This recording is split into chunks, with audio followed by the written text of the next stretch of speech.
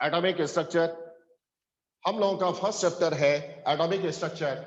और इस बुक को जब आप देखेंगे ना, तो बुक में ये दूसरा नंबर में आपको दिखेगा, तो कंफ्यूजन ना होना चाहिए। पहले हम लोग इस चैप्टर को एटॉमिक स्ट्रक्चर को फिनिश करेंगे, और उसके बाद जो हम लोगों का जो फर्स्ट चैप्टर है बेसिक कॉन्सेप्ट, वो भी फिनिश करने वाले हैं। तो एटॉमिक स्ट्रक्चर चैप्टर का नाम सुनकर आप लोग लिखेंगे, देखकर नहीं, सुनकर। एटॉमिक स्ट्रक्चर लिखिए, एटॉमिक स्ट्रक्चर, ये रहा चैप्टर का नाम, एटॉमिक स्ट्रक्चर। तो चैप्टर का नाम से क्या पता चल रहा है? एटॉमिक स्ट्रक्चर को हम लोग स्ट्रक्चर ऑफ एटम भी कह सकते हैं। ये है आपका स्ट्रक्चर ऑफ एटम, इसे स्ट्रक्चर ऑफ एटम भी कहा जा सकता है। तो नाम से ही पता चल रहा है आपको कि इसमें हम लोग एटम के स्ट्रक्चर के बारे में स्टडी करने वाले हैं। एटम के अंदर क्या होता है, किस तरह होता है, ये तमाम बातों के बारे में हम लोग सीखने वाले हैं। तो फिर एटम के बारे में जब सीखने वाले हैं, तो पहले तो हम लोगों को एटम के बारे में जानना होगा। एटम क्या होता है, पहले इसके बारे में हम लोगों को सीखना पड़ेगा। और एटम को सीखने से पहले आपको सब्सटेंस के बारे में जानना होगा। सब्सटेंस क्या होता है, सब्सटेंस, इसके बारे में हम लोग जानेंगे। तो फिर पेन को रख दीजिए, अब लिखना नहीं है, केवल सुनते जाना है। पेन को रखिए, लिखना मना है। जब हम डिक्टेट करेंगे, जब हम आपको लिखाएंगे, उस समय आप लिखेंगे। अभी आप पेन को रखकर केवल सुनते जाएंगे, केवल सुनते जाएंगे। क्या होता है substance? Substance, anything of this universe is known as substance. Anything of this universe is known as substance. इस पूरे यूनिवर्स में जो कुछ भी पाया जाता है, बस उसी को सब्सटेंस कहा जाता है। सोचिए, यूनिवर्स का मतलब आपको पता है, और इस यूनिवर्स में जो कुछ भी पाया जाता है, ये पेन कहाँ पाया जाता है? यूनिवर्स में पाया जाता है, इसीलिए इसको सब्सटेंस कहेंगे। हम कहाँ पाए जाते हैं? यूनिवर्स में पाए जाते हैं, इसलिए मुझे सब्सटेंस कहा जाएगा। आप कहाँ पाए जाते हैं? यूनिवर्स में पाए जाते हैं, इसलिए आपको भी सब्सटेंस कहा जाएगा। तो finally we can say that anything of this universe is known as substance. इस पूरे यूनिवर्स में जो कुछ भी पाया जाता है, बस उसी को सब्सटेंस के नाम से पुकारा जाता है, वही कहलाता है सब्सटेंस। उसके बाद नेक्स्ट पॉइंट है एटम। पहले ध्यान से सुनते जाइए। आपको बता दें, ये एटम के बारे में जीवन में पहली बार आप नहीं सुन रहे हैं, क्लास 7 में आपने सुना है। सोचिए, और आप कहेंगे टीचर आप एटम के बारे में बता रहे हैं, ये तो क्लास 7 का बात है। तो देखिए, 11th क्लास जहां से स्टार्ट होता है, हमने वहीं से स्टार्ट किया है। ये सारा टॉपिक 11th क्लास का है, बस हमने वहीं से स्टार्ट किया। पीछे आपको क्या आता है, क्या नहीं आता है, आई डोंट केयर, इससे मुझे कोई मतलब नहीं। जो भी सिलेबस में रहेगा, छोटा बात, बड़ा बात, बहुत बड़ा बात, वो सारा हम एक्सप्लेन करने वाले हैं। इसलिए आपको पहले क्या आता था, नहीं आता था, आई डोंट केयर, मुझे कोई मतलब नहीं। तो अब जानिए क्या होता है एटम। एटम क्या होता है, एटम को कैसे डिफाइन करते हैं, इसके बारे में हम लोग जानेंगे। The smallest particle of substance, the smallest particle of substance which does not exist in free state generally, which takes part in chemical reaction, and which have all the chemical properties of that substance is known as atom. उसी को just हम लोग atom कहते हैं। क्या मतलब है, आइए अभी आपको दिखाते हैं। देख, ये रहा सब्सटेंस, ये सब्सटेंस है, ये सब्सटेंस, और इसका एक स्मॉलेस्ट पार्टिकल को आप निकाल लीजिए। जस्ट एक स्मॉलेस्ट पार्टिकल को हम लोग निकालते हैं, और इस स्मॉलेस्ट पार्टिकल को हम लोग एटम कहने वाले हैं अगर इसमें 3 कैरेक्टरिस्टिक्स मौजूद रहता है। अगर इसमें 3 कैरेक्टरिस्टिक्स मौजूद होगा, तभी आप इसको एटम कह सकते हैं। जैसे पहला नंबर विशेषता, इसको फ्रीली नहीं पाया जाना चाहिए। फ्रीली पाए जाने का मतलब क्या होता है? जैसे ये पेन, पेन फ्रीली पाया जाता है, आप इसको हाथ में लेकर इधर उधर घूम फिर सकते हैं, इधर उधर आ जा सकते हैं, इसमें किसी तरह का कोई चेंजिंग नहीं होगा। ऐसा नहीं कि ये मोटा हो जाए, छोटा हो जाए, ऐसा कुछ भी नहीं होगा। तो फिर ऐसे हालत में हम लोग कहेंगे ये फ्रीली एग्जिस्ट करता है। लेकिन वो स्मॉलेस्ट पार्टिकल जिसको आप एटम कहने वाले हैं, वो इस तरह से फ्रीली एग्जिस्ट नहीं करेगा। आप हाथ में लेंगे, हाथ के साथ कंबाइंड हो जाएगा। अगर आप एयर में रखते हैं, तो एयर के साथ कंबाइंड हो जाता है। पॉकेट में रखते हैं, पॉकेट के साथ वो कंबाइंड हो जाता है। तो मोस्ट ऑफ द केसेस में वो फ्रीली एग्जिस्ट नहीं करता है। हाँ, कुछ एटम है जो फ्रीली एग्जिस्ट करता भी है, जैसे helium, neon, organ, krypton, xenon, radon.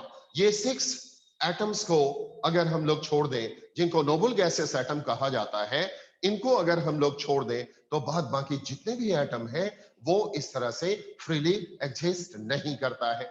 उसके बाद वो केमिकल रिएक्शन में पार्टिसिपेट जरूर करेगा। जिस स्मॉलेस्ट पार्टिकल को आप एटम कहने वाले हैं वो केमिकल रिएक्शन में पार्टिसिपेट जरूर करता है। जैसे ये सोडियम, सोडियम है, सोडियम ये हाइड्रोजन को लीजिए ना, ये हाइड्रोजन और ऑक्सीजन जब रिएक्शन करता है तो देखिए H2O बन जाता है। हाइड्रोजन को ऑक्सीजन के साथ कंबाइन करते हैं तो H2O बनता है। इसको हम लोग केमिकल चेंज कहते हैं। क्यों भाई? देखिए, हाइड्रोजन बहुत तेजी से जलता है और ऑक्सीजन जलने में मदद करता है। हाइड्रोजन तेजी से जलता है और ऑक्सीजन जलने में मदद करता है, लेकिन उन दोनों के कॉम्बिनेशन से जो वाटर बनता है वो आग को बुझा देता है। सोचिए, हाइड्रोजन तेजी से जलता है, ऑक्सीजन जलने में मदद करता है, लेकिन उनके कॉम्बिनेशन से जो वाटर बनता है वो आग को बुझा देता है। इसका मतलब है ये वाटर में ना तो हाइड्रोजन का विशेषता है ना ऑक्सीजन का कोई विशेषता, बिल्कुल एक नया सब्सटेंस का फॉर्मेशन हो चुका है। इसीलिए ऐसे चेंज को केमिकल चेंज कहते हैं और ऐसे केमिकल चेंज में वो स्मॉलेस्ट पार्टिकल जिसको आप एटम कहने वाले हैं एसेंशियली पार्टिसिपेट करता है, निश्चित रूप से भाग लेता है। उसके बाद जिस सब्सटेंस का वो स्मॉलेस्ट पार्टिकल है उसका सारा का सारा केमिकल प्रॉपर्टीज भी पाया जाता है। क्या इसका मतलब? आप कहेंगे क्या इसका मतलब है? जैसे सपोज ये सब्सटेंस Cl2 के साथ रिएक्शन करता है तो ये स्मॉलेस्ट पार्टिकल भी Cl2 के साथ रिएक्शन करेगा। ये अगर सल्फर के साथ रिएक्शन करता है तो ये स्मॉलेस्ट पार्टिकल भी सल्फर के साथ रिएक्शन करेगा। ऐसा कभी नहीं होगा कि ये नाइट्रोजन के साथ बड़ा सा सब्सटेंस नाइट्रोजन के साथ रिएक्शन किया और स्मॉलेस्ट पार्टिकल नहीं किया। ऐसा कभी नहीं होगा। यानी जैसा केमिकल प्रॉपर्टीज इसके पास होगा वैसा ही इनके पास भी होने वाला है। तो फिर ऐसा अगर कैरेक्टरिस्टिक्स किसी स्मॉलेस्ट पार्टिकल के पास आपको देखने को मिलता है तो बहुत आराम से आप उनको एटम कहेंगे।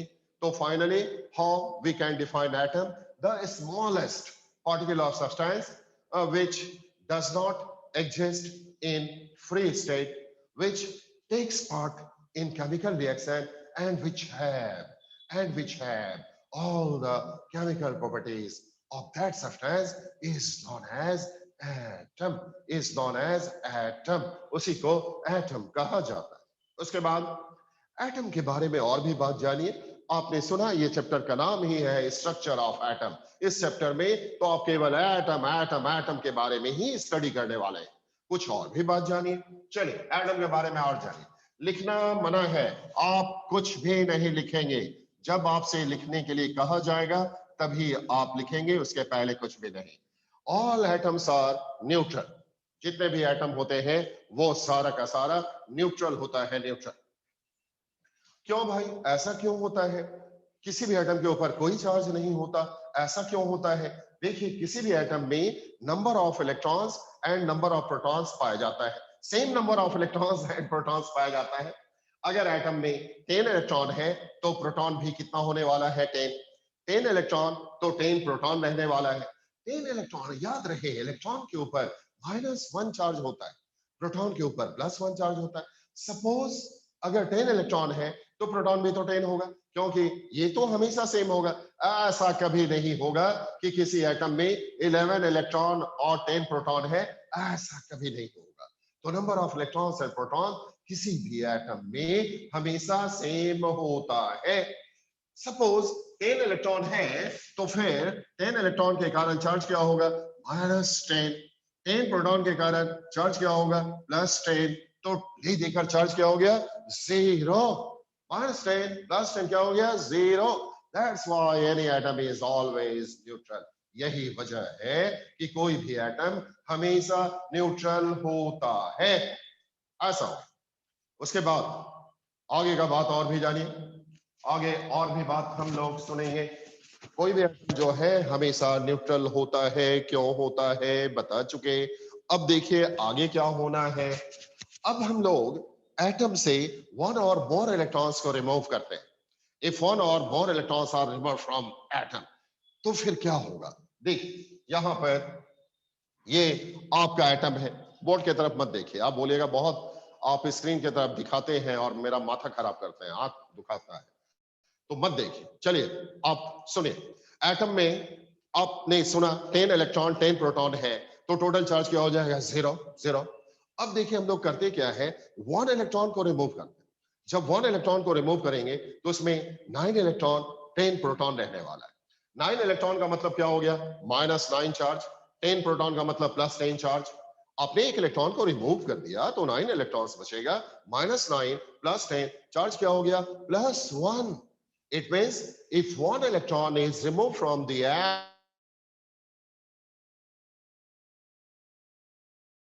as, इसी को कैटायन बोलेंगे। तो वन इलेक्ट्रॉन को रिमूव किया गया तो +1 चार्ज हो गया। और अगर 5 इलेक्ट्रॉन्स को रिमूव करते हैं, 5 इलेक्ट्रॉन्स को रिमूव करते हैं तो एटम के ऊपर +5 चार्ज हो जाएगा। सोचिए जितना इलेक्ट्रॉन रिमूव करेंगे उतना ही चार्ज होगा। हाँ, कुछ बच्चों के दिमाग में आता है कि क्या हम लोग प्रोटॉन को रिमूव कर सकते हैं। नहीं, प्रोटॉन को रिमूव नहीं किया जा सकता, क्योंकि प्रोटॉन न्यूक्लियस में पाया जाता है और very strong force of attraction के कारण, जिसको न्यूक्लियर फोर्स ऑफ अट्रैक्शन कहते हैं, उसके कारण वो बॉन्डेड रहता है, न्यूक्लियस के अंदर मौजूद रहता है। इसलिए ना तो आप उसको निकाल सकते हैं और ना ही आप घुसा सकते हैं। तो एटम से जब भी निकालने का बात आएगा तो किसका आएगा, इलेक्ट्रॉन का। घुसाने का बात आएगा तो किसका आएगा, इलेक्ट्रॉन का। तो फिर अब सपोज एटम में 10 इलेक्ट्रॉन और 10 प्रोटॉन है। अब इसमें 1 इलेक्ट्रॉन का एडिशन हम लोग कर देते हैं। जब 1 इलेक्ट्रॉन का एडिशन कर देते हैं तो इसमें कितना इलेक्ट्रॉन हो जाएगा, 11 इलेक्ट्रॉन हो जाएगा। सोचिए 1 इलेक्ट्रॉन का एडिशन कर दिए तो 11 इलेक्ट्रॉन हो जाएगा, लेकिन प्रोटॉन तो 10 का 10 रहेगा। तो इट मींस उसके ऊपर चार्ज क्या होगा, -1 चार्ज होगा, -1। तो फाइनली हम लोग क्या बोलेंगे, if one or more electrons if one or more electrons are added to the atom, then negatively charged particle is formed which is known as anion। तो आपको कैटायन के बारे में बता दिए, एनायन के बारे में बता दिए। आप में से कुछ बच्चा बोलेगा कि सर हम लोग पहले से जानते थे। हाँ, मुझे मालूम है आप जानते थे, लेकिन 11th का ये पोर्शन है, इसलिए हमने फ्रॉम स्टार्टिंग आपको बताना चालू कर दिया है। तो अब any charge particle is known as ion. कोई भी चार्ज पार्टिकल जिसके ऊपर पॉजिटिव चार्ज होता है या नेगेटिव चार्ज होता है, उसी को हम लोग आयन कहते हैं, वही कहलाता है आयन। उसके बाद हम लोग और भी बात जानेंगे, electron proton neutron. Electron proton neutron के बारे में जानते हैं। इलेक्ट्रॉन प्रोटॉन न्यूट्रॉन क्या होता है। These are known as most fundamental particles because they are found in each and every atom except hydrogen atom। भाई हाइड्रोजन एटम को अगर हम लोग छोड़ देना, हाइड्रोजन एटम में न्यूट्रॉन नहीं होता है, उसमें केवल इलेक्ट्रॉन और प्रोटॉन होता है। हाइड्रोजन एटम को अगर हम लोग छोड़ दें तो बाद बाकी जितने भी एटम पाए जाते हैं, जितने भी एटम पाए जाते हैं, वो सारा का सारा जितने भी एटम पाए जाते हैं उन सभी में इलेक्ट्रॉन प्रोटॉन न्यूट्रॉन तो होता ही है। That's why these particles are known as most fundamental particles। इसी वजह से इनको मोस्ट फंडामेंटल पार्टिकल कहा जाता है। उसके बाद नेक्स्ट बात अब हम लोग करते हैं, मोस्ट फंडामेंटल पार्टिकल हो ही गया, न्यूट्रल होता है। कैटायन एनायन के बारे में हम लोग बात कर चुके। आगे और भी बात हम लोग एटम के बारे में सुनेंगे। कैटायन एनायन टॉपिक फिनिश हो चुका, न्यूट्रल कैटायन एनायन फिनिश। उसके बाद मोस्ट फंडामेंटल पार्टिकल क्यों कहा गया ये भी हम आपको बता चुके हैं। उसके बाद अब हम लोग एटम में पाए जाने वाला इलेक्ट्रॉन के बारे में बात करेंगे। इलेक्ट्रॉन के बारे में, इलेक्ट्रॉन नेगेटिवली चार्ज पार्टिकल होता है और इसका रिलेटिव चार्ज होता है -1। रिलेटिव चार्ज -1 होता है। और जब रिलेटिव चार्ज -1 होता है तो what is meaning of relative charge, when charge is expressed in with respect to other, then this is known as relative charge. अगर चार्ज को किसी दूसरे के कंपैरिजन में आप कहते हैं तो उसी को रिलेटिव चार्ज कहते हैं। इलेक्ट्रॉन का जो चार्ज होता है ना, वो प्रोटॉन के बराबर होता है और नेचर अपोजिट होता है। इसीलिए आपने इलेक्ट्रॉन के चार्ज को प्रोटॉन के चार्ज के रिस्पेक्ट में कहा है, इसीलिए ऐसे चार्ज को रिलेटिव चार्ज कहा जाएगा। इसीलिए इसे हम लोग रिलेटिव चार्ज कहेंगे और इस रिलेटिव चार्ज का वैल्यू होता है -1, जस्ट -1 होता है। और इलेक्ट्रॉन का रिलेटिव मास क्या होने वाला है? इलेक्ट्रॉन का रिलेटिव मास होगा 1/1840 AMU। रिलेटिव मास, फिर कहा गया रिलेटिव मास वैसा मास जो किसी के कंपैरिजन में कहा जाता है। इलेक्ट्रॉन का जो मास है ना, वो प्रोटॉन के कंपैरिजन में कहा जाता है। इसीलिए ऐसे मास को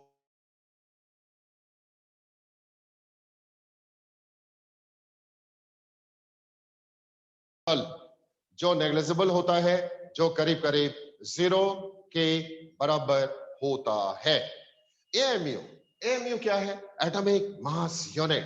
देखिए, वेट का बहुत तरह का यूनिट होता है, जैसे केजी, ग्राम, टन, मान, क्विंटल होता है। उसी तरह एएमयू भी यूनिट होता है जो बहुत बहुत स्मॉल यूनिट होता है, जिसको एटॉमिक मास यूनिट कहते हैं।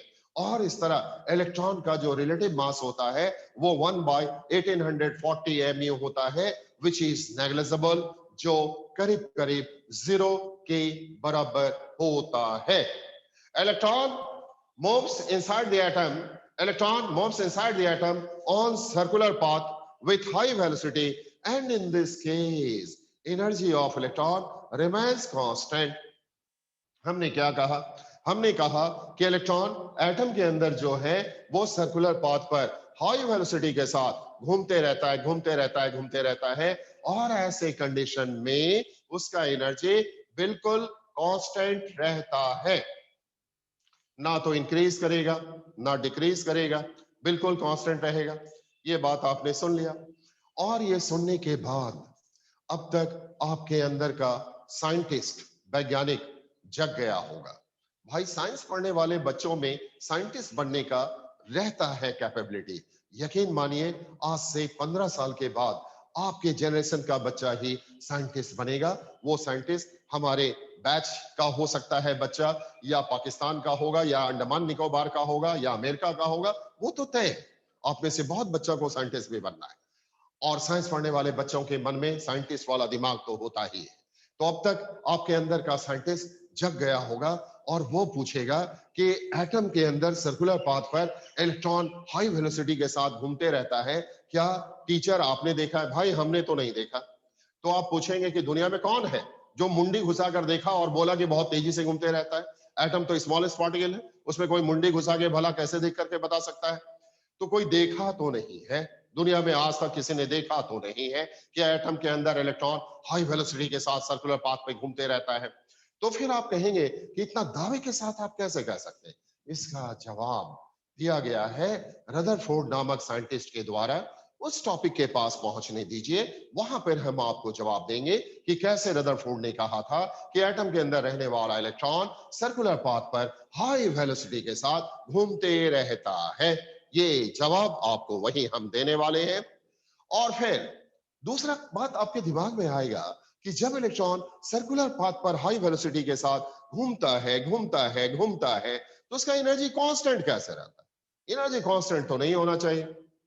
हम लोग जब चलते हैं तो हम लोगों का एनर्जी खर्च होता है, हम लोग ऊपर से नीचे जाते हैं, एनर्जी खर्च होता है, नीचे से ऊपर आते हैं, एनर्जी खर्च होता है, और इलेक्ट्रॉन हर पल हर क्षण हाई वेलोसिटी के साथ घूम रहा है और उसका एनर्जी हमेशा कांस्टेंट रहता है। ये कैसे? उसका तो एनर्जी डिक्रीज करना चाहिए।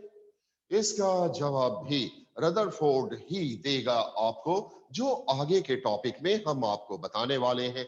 फिलहाल तो आप सभी बच्चे याद रखेंगे, electron moves inside the atom on circular path with high velocity, and in this case energy of electron remains constant.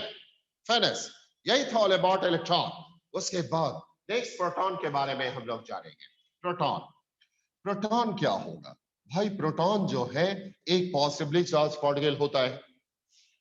Proton एक पॉजिटिवली चार्ज पार्टिकल होता है और इसका रिलेटिव चार्ज होता है +1, रिलेटिव चार्ज +1 होता है और इसका रिलेटिव मास होता है 1 AMU।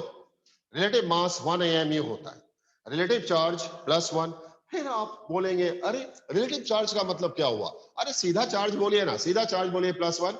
रिलेटिव चार्ज का मतलब होता है कि वैसा चार्ज जो किसी के कंपैरिजन में कहा जाता है। और किसके कंपैरिजन में कहा गया?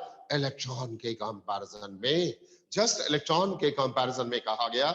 इलेक्ट्रॉन के बारे में पूछे तो बोलिए प्रोटॉन के कंपैरिजन में, प्रोटॉन के बारे में पूछे तो बोलिए इलेक्ट्रॉन के कंपैरिजन में। और इसीलिए इसीलिए प्रोटॉन के चार्ज को रिलेटिव चार्ज कहा गया। और इसका रिलेटिव मास जो होता है वो 1 AMU होता है। 1 AMU का मतलब एटॉमिक मास यूनिट, जो क्लियरली इलेक्ट्रॉन से बहुत ज्यादा होता है। और क्या, उसके बाद न्यूट्रॉन के बारे में बात करें। न्यूट्रॉन एक न्यूट्रल पार्टिकल होता है, इसके ऊपर चार्ज क्या होगा? जस्ट जीरो, जीरो चार्ज होता है। और इसका रिलेटिव मास क्या होता है? 1 AMU। It's relative mass is 1 AMU। Neutron का रिलेटिव मास जस्ट 1 AMU होता है। अब आपसे पूछा जाएगा कि बता इलेक्ट्रॉन, प्रोटॉन, न्यूट्रॉन में हैवीएस्ट पार्टिकल कौन है? हैवीएस्ट पार्टिकल कौन है, ऐसा आपसे पूछा जाएगा। आप बोलेंगे टीचर आपने इलेक्ट्रॉन का जो मास है वो बताया 1/1840 MU, जो नेग्लिजिबल होता है, तो वो तो खैर सबसे कम हो गया। लेकिन प्रोटॉन और न्यूट्रॉन दोनों का मास तो आपने सेम बताया, 1 AMU 1 AMU। तो हैवीएस्ट कैसे बोलेंगे? देखिए बेसिकली प्रोटॉन का जो मास होता है ना वो होता है 1.008। फॉर सिंप्लिसिटी 1 बोल दिया जाता है।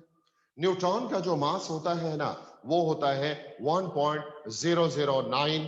फॉर सिंप्लिसिटी 1 बोल दिया जाता है। तो प्रोटॉन और न्यूट्रॉन का वजन अप्रॉक्सीमेटली सेम होता है, same, but strictly speaking neutron is the heaviest particle among electron, proton and neutron.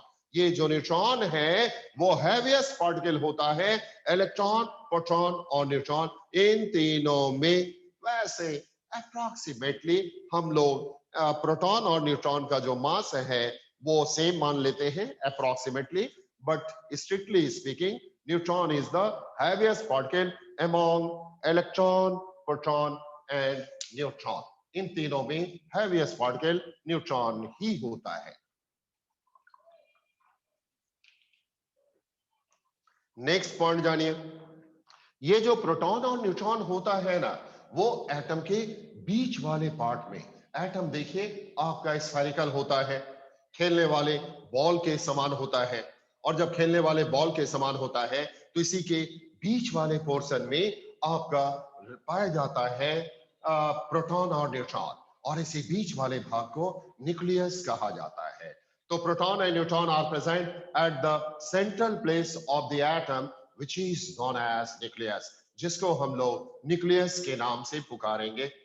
अब ये सुनने के बाद बहुत सारा बच्चा मुझसे ये पूछता है कि सर कैसे पता चला कि प्रोटॉन और न्यूट्रॉन बीच में ही पाया जाता है? इतना कॉन्फिडेंट के साथ हम लोग कैसे कह सकते हैं? इसका जवाब भी रदरफोर्ड ने ही दिया है। वो टॉपिक आने दीजिए, वहां फिर हम आपको बताएंगे कि कैसे रदरफोर्ड ने कहा था कि प्रोटॉन और न्यूट्रॉन एटम के बीच वाले स्पेस में ही पाया जाता है। So finally, we can say that proton and neutron are present at the central place of the atom, which is known as nucleus, जिसको न्यूक्लियस कहा जाता है। फिर आपको मालूम है प्रोटॉन जहां कहीं भी रहता है, प्रोटॉन जहां कहीं भी रहता है उसके कारण पॉजिटिव चार्ज प्रोड्यूस होता है। सपोज आपके पॉकेट में अगर 5 प्रोटॉन को हम लोग रख देते हैं, पॉकेट में अगर 5 प्रोटॉन को रख देंगे तो पॉकेट के ऊपर चार्ज क्या होगा? +5। भाई प्रोटॉन जहां कहीं भी रहता है उसके प्रेजेंस के कारण पॉजिटिव चार्ज प्रोड्यूस होता है। अगर आपके पॉकेट में 10 प्रोटॉन को रखेंगे तो पॉकेट के ऊपर +10 चार्ज प्रोड्यूस हो जाएगा। तो आप जानते हैं प्रोटॉन और न्यूट्रॉन दोनों तो एटम के न्यूक्लियस में पाया जाता है। अभी अभी आपने सुना कि प्रोटॉन के पाए जाने के कारण न्यूक्लियस के ऊपर क्या हो जाएगा? पॉजिटिव चार्ज हो जाएगा। तो यस, न्यूक्लियस के ऊपर पॉजिटिव चार्ज पाया जाता है और ये पॉजिटिव चार्ज का जो वैल्यू होता है वो टोटल नंबर ऑफ प्रोटॉन्स के बराबर होता है। सपोज अगर 10 प्रोटॉन न्यूक्लियस में मौजूद है तो न्यूक्लियस के ऊपर चार्ज क्या होगा? +10। अगर 20 प्रोटॉन न्यूक्लियस में मौजूद है तो न्यूक्लियस के ऊपर चार्ज क्या होगा? +20। तो finally we can say that total charge produced on the nucleus of the atom is known as nuclear charge. उसी को न्यूक्लियर चार्ज बोलेंगे। and it is clearly equal to total number of protons present inside the nucleus of the atom. और इस nuclear charge का जो value है ये प्रोटॉनों की संख्या के बराबर हो जाता है। उसके बाद नेक्स्ट पॉइंट हम लोग जानेंगे न्यूक्लियॉन्स के बारे में। न्यूक्लियॉन्स क्या होता है?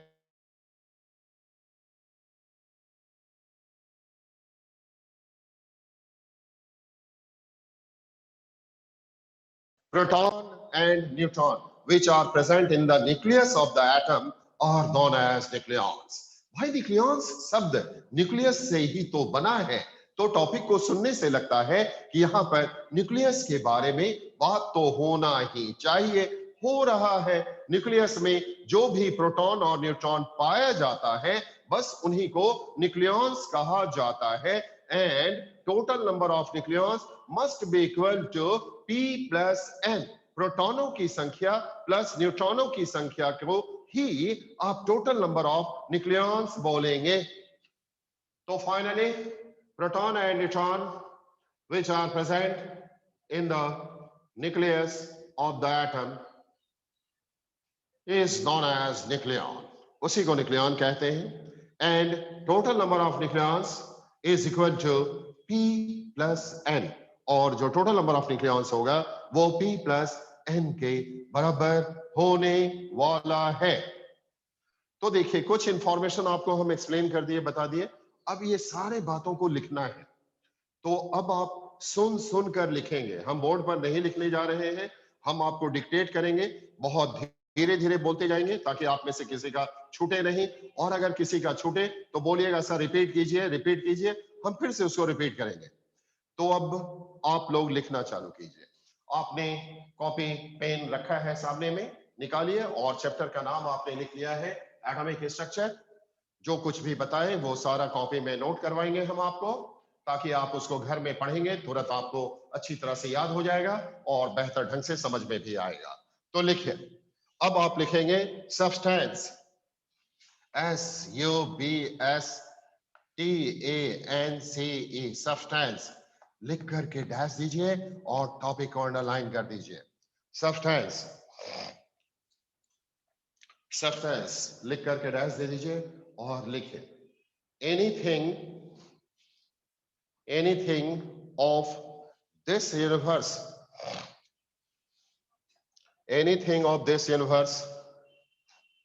is known as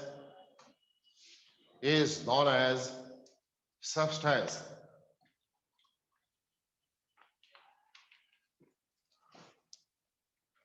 Anything of this universe is known as substance. उसके बाद नेक्स्ट टॉपिक आप लिखेंगे, लिखे some important facts, some important facts, some important facts, FACTS, some important facts about atom। लिख करके डैश दे दीजिए some important facts about atom और इसे अंडरलाइन भी कर दीजिए। some important facts about atom dash दीजिए और अब लिखना चालू कीजिए, नोट कीजिए। लिखिए the smallest particle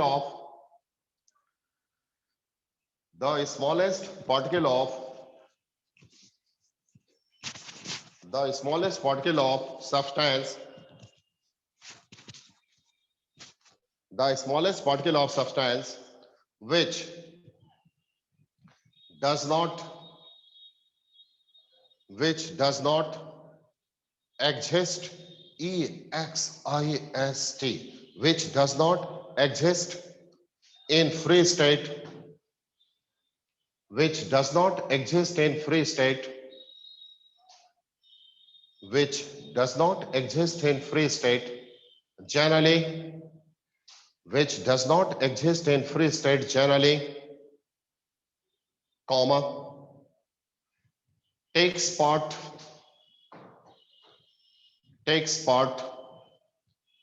in chemical reaction, takes part in chemical reaction, and which have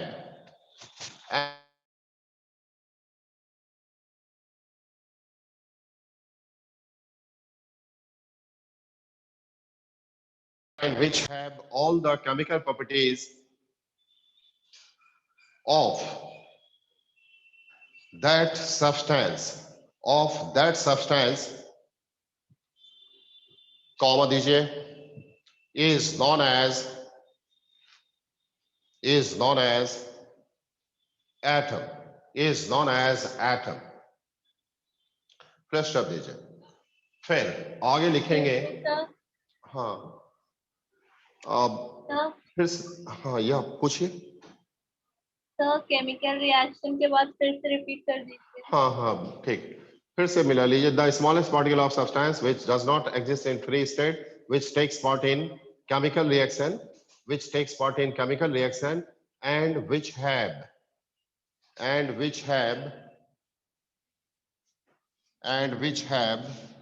all the chemical properties,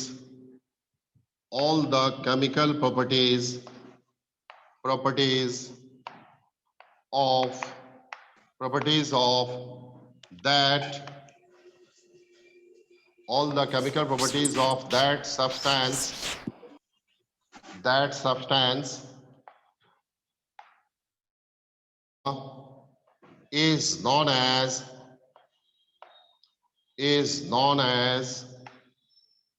atom, उसी को हम लोग एटम कहते हैं, is known as atom। उसके बाद पैराग्राफ चेंज करके लिखिए, in any atom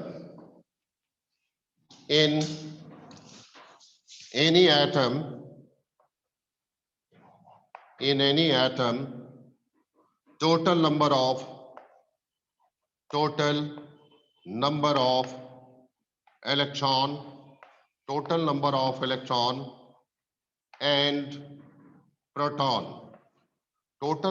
electron and proton, are same, so any atom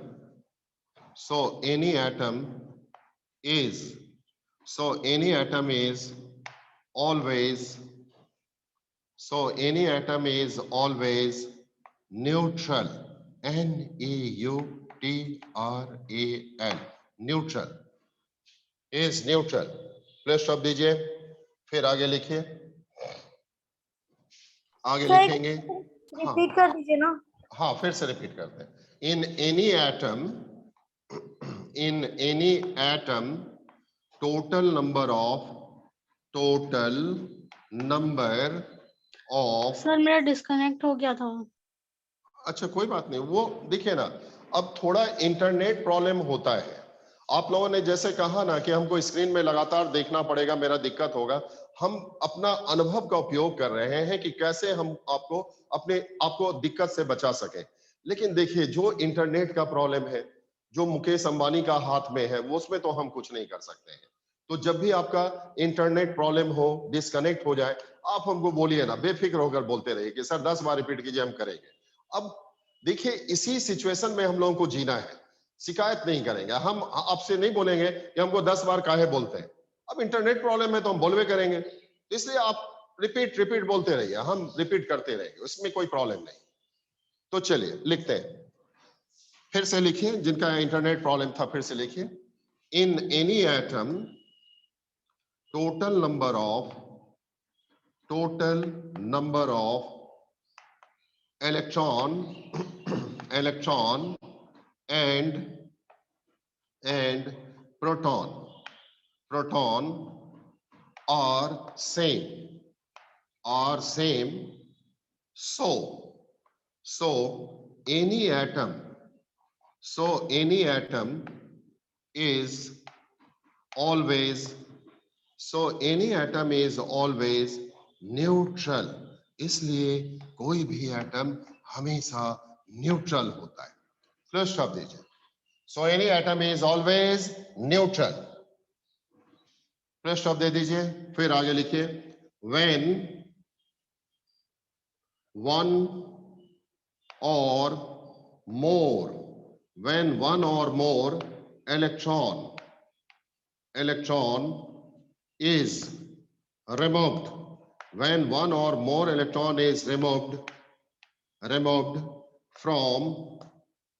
from atom, then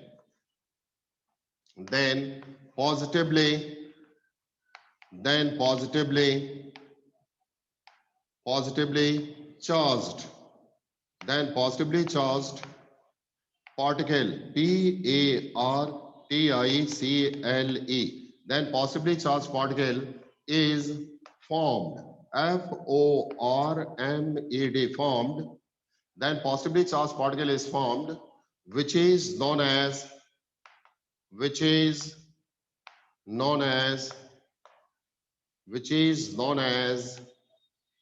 cation. cation. cation. Plus शब्द दीजिए. फिर आगे उसी में कंटिन्यू करेंगे. लिखिए.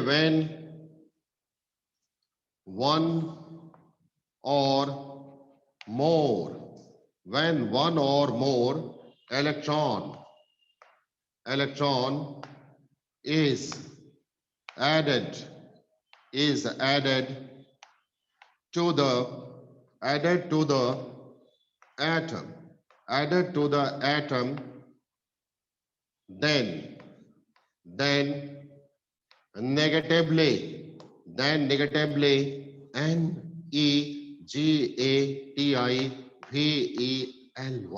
then negatively charged, charged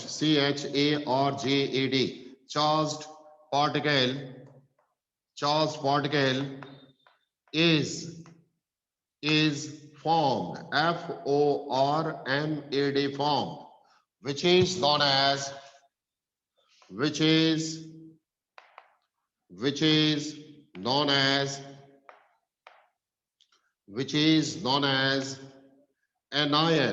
which is known as anion, जिसे anion कहा जाता है, which is known as anion.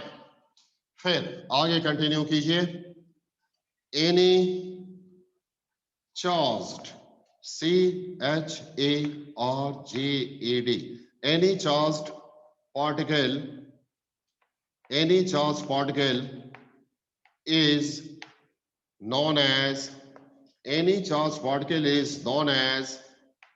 known as ion. Any charged particle is known as ion.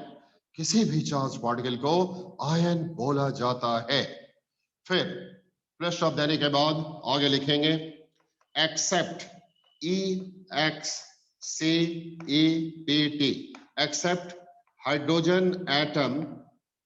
Accept hydrogen atom, comma दीजिए. Electron, comma proton and neutron, neutron, neutron are present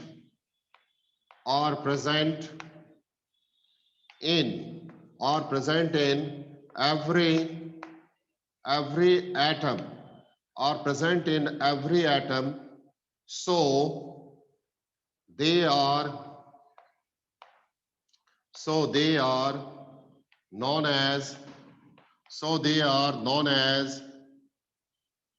known as most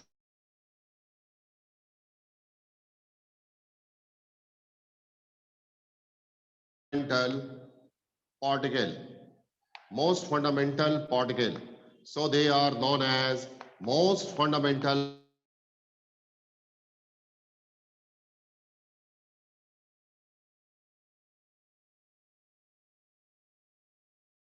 in hydrogen atom. हाँ, so they are known as most fundamental particle. Plus stop दे दीजिए. So they are known as most fundamental particle. Except hydrogen atom, electron, proton, neutron are present in every atom. So they are known as most fundamental particle. Plus stop दीजिए. फिर आगे लिखिए. In hydrogen atom, in hydrogen atom, in hydrogen atom, neutron, Neutron, neutron is not present, not present. Plus stop दीजिए. फिर आगे लिखेंगे. आगे लिखें इलेक्ट्रॉन. प्लस स्टॉप देने के बाद आगे लिखेंगे electron is a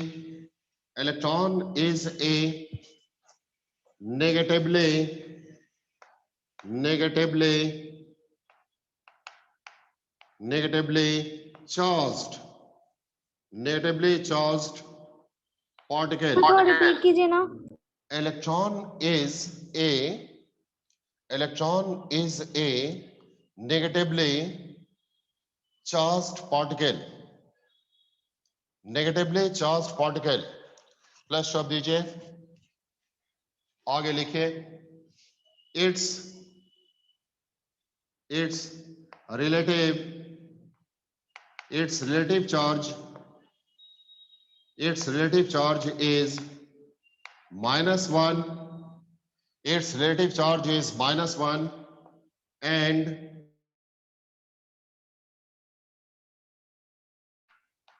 relative mass is 1/1840 AMU, which is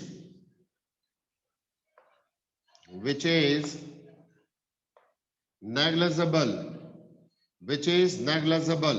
NEGLIGIBLE, which is negligible. Plus शब्द दीजिए which is negligible, जिसका मतलब होता है जो करीब करीब 0 के बराबर होता है. प्लस शब्द देंगे. उसके बाद आगे लिखिए electron moves inside the atom. Electron moves inside the atom on circular path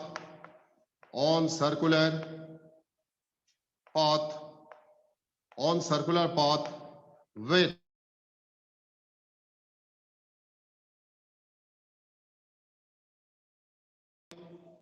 velocity. Electron moves inside the atom on circular path with high velocity.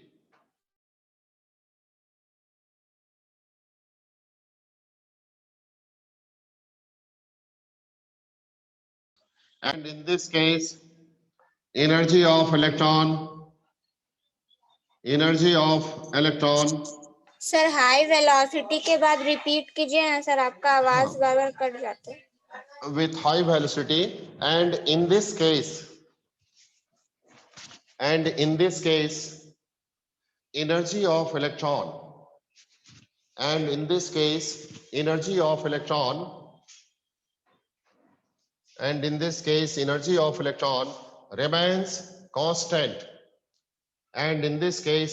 of electron remains constant. और ऐसे हालत में इलेक्ट्रॉन का एनर्जी कांस्टेंट रहता है. Next लिखेंगे. आगे continue कीजिए. लिखिए proton is a positively charged particle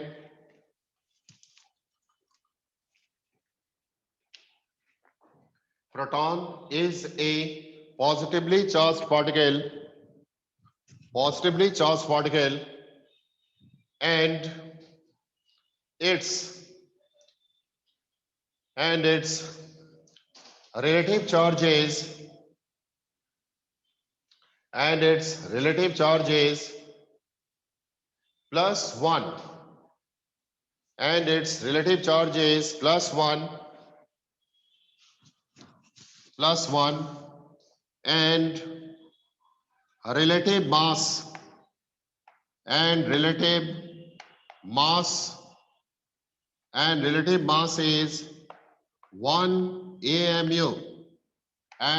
mass is 1 AMU, और इसका relative mass 1 AMU होता है, and relative mass is 1 AMU. इसका relative mass just 1 AMU होता है.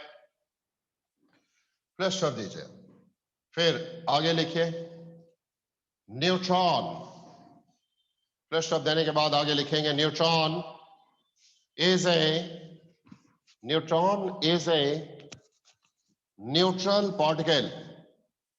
Neutron is a neutral particle, and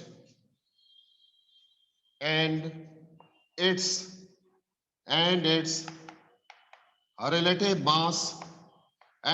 relative mass is 1 AMU, and its relative mass is 1 AMU. Plus शब्द दीजिए. आगे लिखिए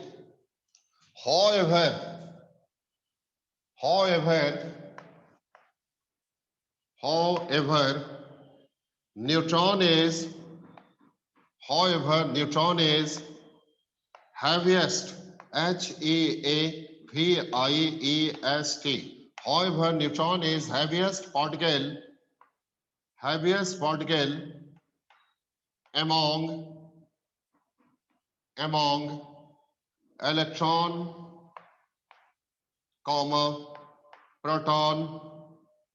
proton and neutron. क्या आपने लिखा? Neutron is the heaviest particle among electron, proton and neutron. इन तीनों पार्टिकल में neutron सबसे हैवी पार्टिकल होता है. उसके बाद नेक्स्ट लिखिए, आगे कंटिन्यू करेंगे. प्रोटॉन एंड न्यूट्रॉन लिखिए. Proton and neutron are present. Neutron and proton are present at the central place of atom, which is known as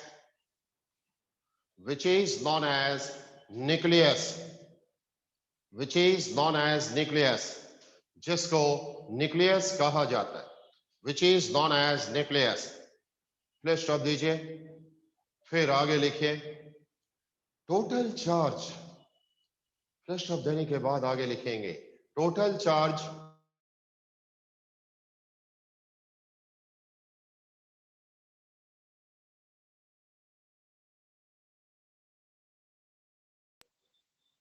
on the nucleus of atom. एक बार repeat कीजिए. Total charge produced on nucleus of atom. Total charge produced on nucleus of atom is known as nuclear charge. And it is equal to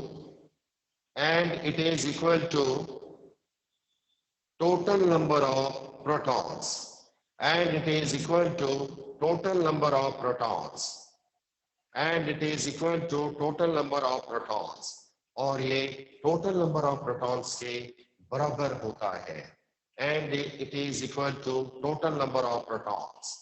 भाई nuclear charge का जो value है ना वो total number of protons के बराबर होता है, इसीलिए हमने लिखाया and it is equal to total number of protons. Plus stop दीजिए, फिर आगे लिखेंगे proton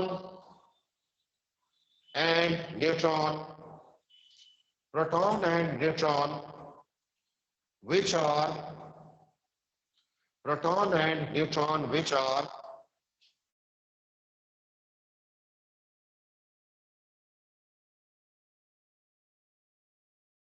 present in the nucleus, which are present in the nucleus, comma, are known as nucleons, are known as nucleons, NucLeons, are known as nucleons, and total number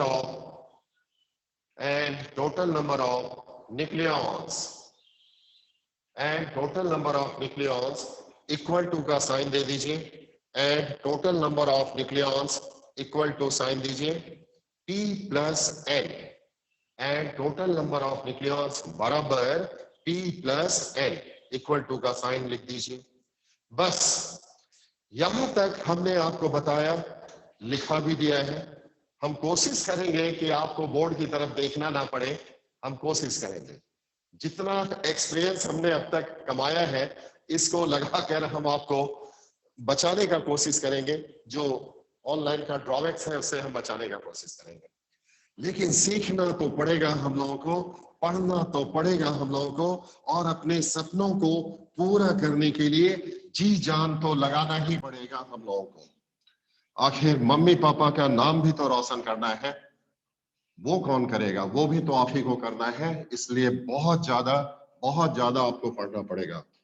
चलिए अब next point देखते हैं। Next point है हम लोगों का atomic number. लिखिए atomic number, topic का नाम लिखेंगे एटॉमिक नंबर। क्या होता है एटॉमिक नंबर, अब इसके बारे में हम लोग जानेंगे। What is atomic number? Total number of electrons और protons present in the atom is known as atomic number. देखिए भाई बड़ी सीधा सा बात है, एटम में जितना इलेक्ट्रॉन रहता है ना या जितना प्रोटॉन रहता है ना उसी को एटॉमिक नंबर कहता है। आप जानते हैं किसी भी एटम में number of electrons, number of protons guarantee के साथ सेम होता है, कभी डिफरेंट हो ही नहीं सकता। और जब एटम में कभी डिफरेंट हो ही नहीं सकता number of electron and proton, तो फिर एटॉमिक नंबर क्या होगा? जो भी इलेक्ट्रॉन होगा या प्रोटॉन का नंबर होगा बस उसी को एटॉमिक नंबर कहते हैं। एटॉमिक नंबर हमेशा एटम का ही होता है, किसी कैटायन और एनायन का नहीं होता है। एटॉमिक नंबर हमेशा एटम का ही होता है। तो finally we can say that total number of electrons or protons present in an atom is known as atomic number। किसी एटम में टोटल जितना इलेक्ट्रॉन रहता है या जितना प्रोटॉन रहता है उसी को एटॉमिक नंबर कहते हैं। मान लीजिए एटम में 5 इलेक्ट्रॉन है तो एटॉमिक नंबर क्या होगा? 5। या फिर प्रोटॉन भी तो 5 होगा तो एटॉमिक नंबर क्या हो जाएगा? 5। अगर कभी आपको सुनाई दिया कि किसी एटम में 20 इलेक्ट्रॉन्स है तो आप एकदम दावे के साथ कहेंगे कि उसमें 20 प्रोटॉन भी होगा और उसका एटॉमिक नंबर 20 हो जाएगा। फिनिश। एटॉमिक नंबर को जनरली हम लोग Z से रिप्रेजेंट करते हैं और इस तरह Z इक्वल टू हम लोग लिख सकते हैं, Z बराबर हम लोग लिख सकते हैं टोटल नंबर ऑफ इलेक्ट्रॉन बराबर total number of proton. Z equal to total number of electron equal to total number of proton, ऐसा लिखा जा सकता है। तो नोट कीजिए, लिखिए। टॉपिक का नाम आप लिख चुके हैं एटॉमिक नंबर, टॉपिक को इस तरह से अंडरलाइन कर दिया गया, डैश देने के बाद लिखिए total number of electron, total number of electron, number of electron or proton present in atom, comma, is known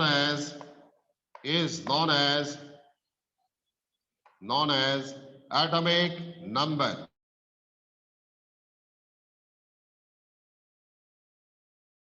कहा जाता है, is known as atomic number.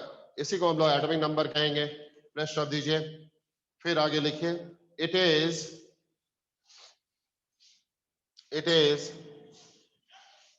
generally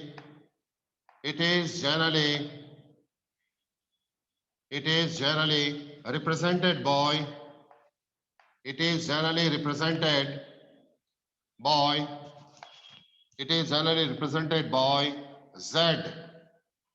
Z. It is generally represented by Z. लिखिए, that is Z equal to total number of electron equal to total number of proton. Z equal to total number of electron equal to total number of proton. ऐसे लिख देंगे. उसके बाद atomic number finish हो चुका. That is Z equal to total number of electron equal to total number of proton. उसके बाद लिखिए नेक्स्ट टॉपिक का नाम मास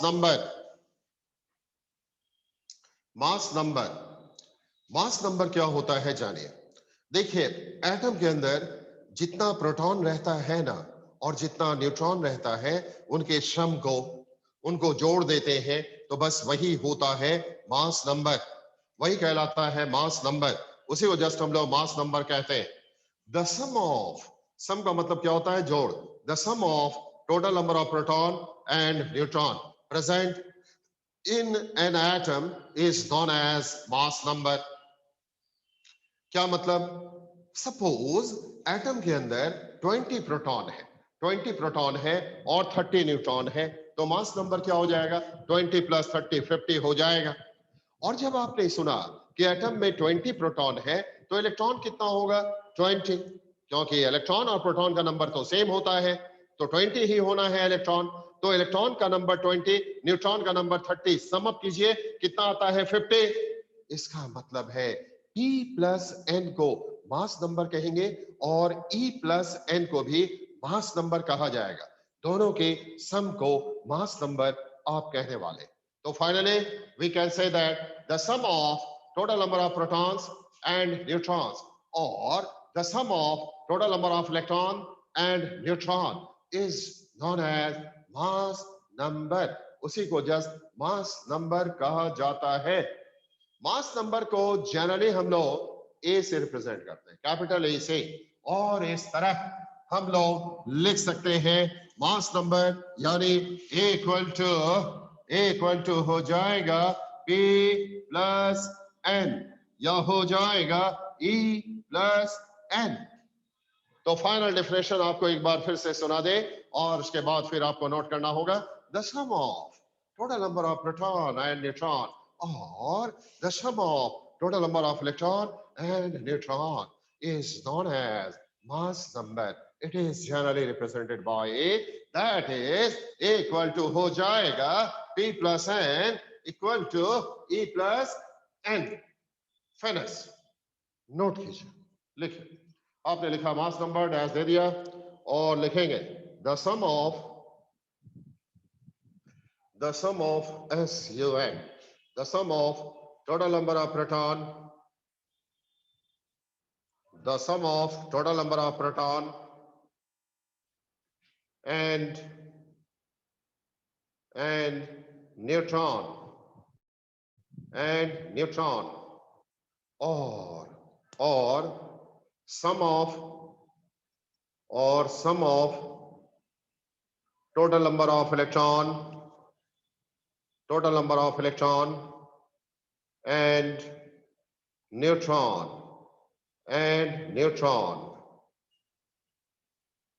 is known as is known as mass number, is known as mass number, उसी को हम लोग मास नंबर कहेंगे, is known as mass number। प्रश्न आप दीजिए, आगे लिखिए, it is generally represented by, it is generally represented by A, it is generally represented by A, that is A equal to, यहां लिखा हुआ है देख करके लिखिए, that is A equal to P plus N equal to E plus N, A equal to P plus N equal to E plus N। Finish. Mass number के बारे में इतना ही था। अब एक प्रॉब्लम हम लोग सॉल्व करने वाले हैं, तो मेरे साथ आप लोग उस क्वेश्चन को नोट करेंगे। लिखिए क्वेश्चन, एक क्वेश्चन अभी तक जो हम लोगों ने इंफॉर्मेशन लिया इस पर एक क्वेश्चन बनाने वाले हैं। लिखिए क्वेश्चन, सुनकर आप लोग लिखेंगे, बोर्ड को देखकर लिखना नहीं है। लिखेंगे if z equal to 20, if z equal to 20 and a equal to 50, a equal to 50, if z equal to 20 and a equal to 50, then calculate the following, then calculate the following। तो फिर नीचे जो दिया जा रहा है वो आपको मालूम करना है। If z equal to 20 and a equal to 50, then calculate the following। Number one, total number of electron, proton, neutron। लिखें, if z equal to 20 and a equal to 50, then calculate the following। Number one, total number of electron, proton, neutron। Second number point, total charge on atom, total charge on atom। Third number point में लिखेंगे, सुनकर लिखिए, सुनकर लिखना है, total nuclear charge, total nuclear charge क्या होगा ये भी आपको बताना है। Fifth number, total number of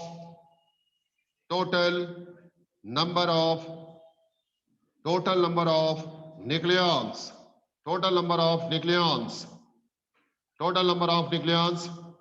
और 5 नंबर में लिखेंगे, आपने लिखा total number of nucleons, 5 number में लिखेंगे total number of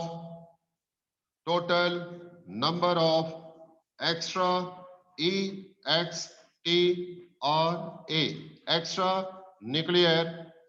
extranuclear particles, total number of extranuclear particles,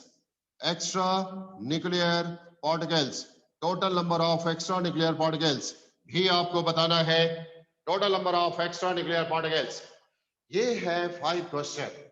If z equal to 20 and a equal to 50, then calculate the following: total number of electron, proton, neutron, total charge on atom, total nuclear charge, total number of nucleons, total number of extra nuclear particles।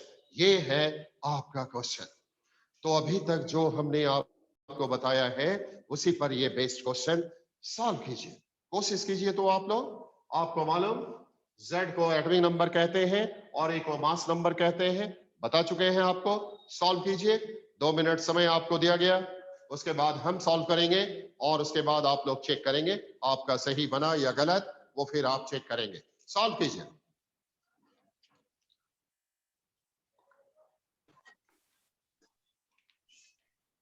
Solve कर लीजिए, answer बताने का जरूरत नहीं है, वो हम जब बनाएंगे तो आप लोग अपना अपना मैच कर लेंगे, पता कर लेंगे सही बना कि गलत बना। हाँ बोलिए सर, मास नंबर के बाद से यही लिखवाए हैं आप? हमने लिखाया है इफ z इक्वल टू 20, हाँ मास नंबर जो डेफिनेशन दिया उसके बाद ये क्वेश्चन लिखा है ना, उसके बाद ही ना क्वेश्चन लिखा है। सर इंटरनेट का बहुत इशू हो रहा है, क्या आप रिपीट हाँ, करवा हाँ, सकते हो? हम काहे नहीं करवाएंगे, बिल्कुल करवाएंगे, 10 बार बोलिएगा 10 बार करेंगे, इसमें आपका गलती थोड़े है, मुकेश अंबानी का गलती है, तो मुकेश अंबानी का गलती है तो फिर हम 10 बार बोलेंगे। लीजिए ना, क्वेश्चन आपका छूट गया, हम आपको लिखा देते हैं, लिखिए if z equal to 20, question है sir z mass equal number two, के बाद से डेफिनेशन। मास नंबर का डेफिनेशन भी आपका इंटरनेट के कारण छूट गया ना, ठीक है, मास नंबर का डेफिनेशन आप लिख लीजिए, बाकी बच्चा अपना बनाइए, जिनको प्रॉब्लम नहीं है वो बाकी बनाते रहिए। हाँ लिखिए, मास नंबर का डेफिनेशन लिख लीजिए, the sum SUM, the sum of total number of proton, the sum of total number of proton and neutron और कर दीजिए sum of SUM, sum of total number of electron and neutron,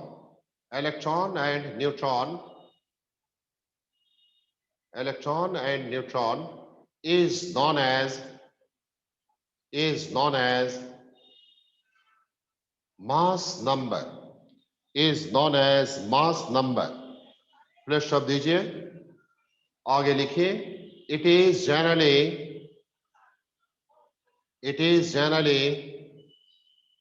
represented by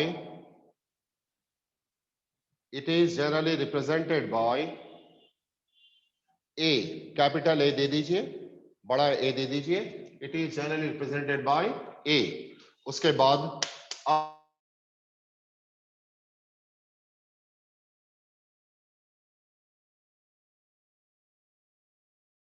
सकते हैं आप equal to T plus N equal to E plus N, यानी न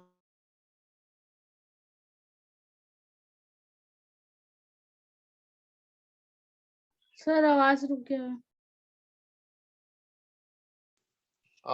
आवाज रुक गया, फिर से चालू होने का इंतजार किया जाए, अब देखिए कुछ देर में चालू हो जाएगा, ऐसा इंटरनेट का कृपा से होता है। तो आवाज अगर फिर से जा रहा है तो लिख लीजिए, that is A equal to P plus N equal to E plus N, equal to P plus N equal to E plus N हो गया। लिख पाई, बोलिए। Yes sir. हाँ ठीक, अब थोड़ा प्रॉब्लम में लिख लीजिए ना, बोर्ड पर भी लिखा हुआ है, अगर देख कर लिखना चाहती हैं तो लिखिए ना, झारखंड बोर्ड का बच्चा लोग को भी पढ़ाते हैं, वो लोग तो लिख ही लेता है और बड़ा बड़ा बोर्ड पर लिखते हैं, ज्यादा आंख में दिक्कत नहीं होनी चाहिए, तो लिखिए ना, वैसे हम डिक्टेट भी कर देते हैं, if z equal to 20 and a equal to 50, if z equal to 20 and a equal to 50, then calculate the following, dash दे दीजिए, उसके बाद नंबर 1 में लिखा गया total number of electron comma proton comma neutron, यहां लिखा हुआ बोर्ड पर देखकर आप लिख सकते हैं।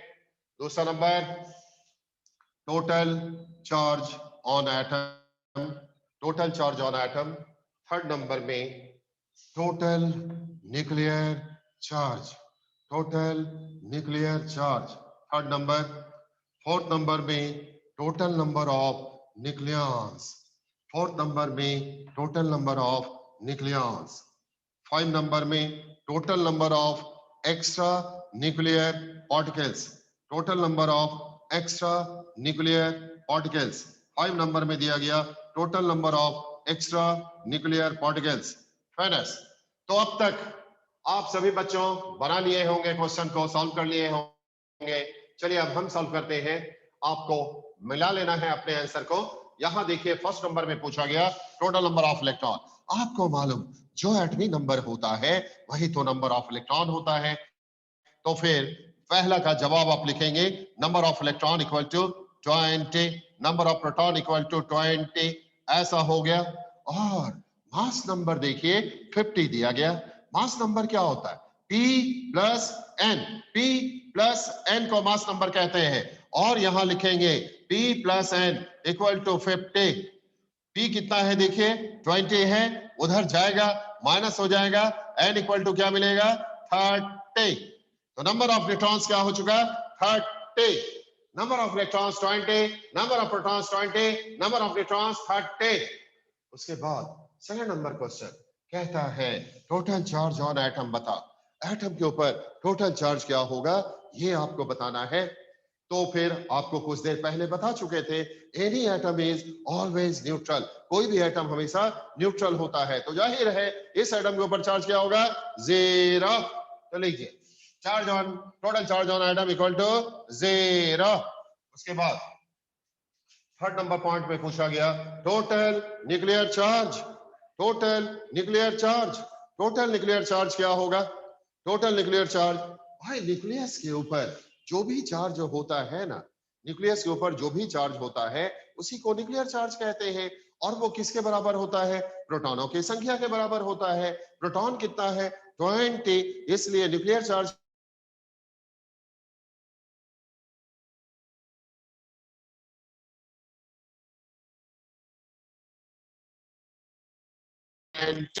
+20 हो चुका। उसके बाद fourth number point total number of nucleon,